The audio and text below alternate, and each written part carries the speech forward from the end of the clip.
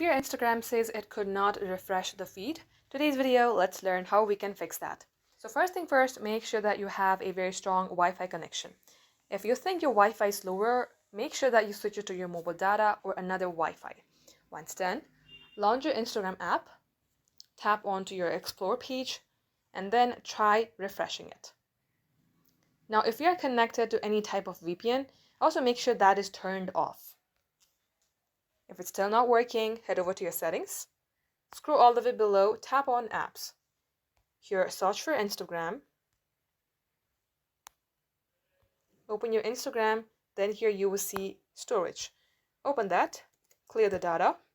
After reading all these, tap delete. Then again, relaunch your Instagram and this shall work. If it's still not working, long tap onto your app, tap on uninstall and then reinstall again. Get logged into your account, this shall work.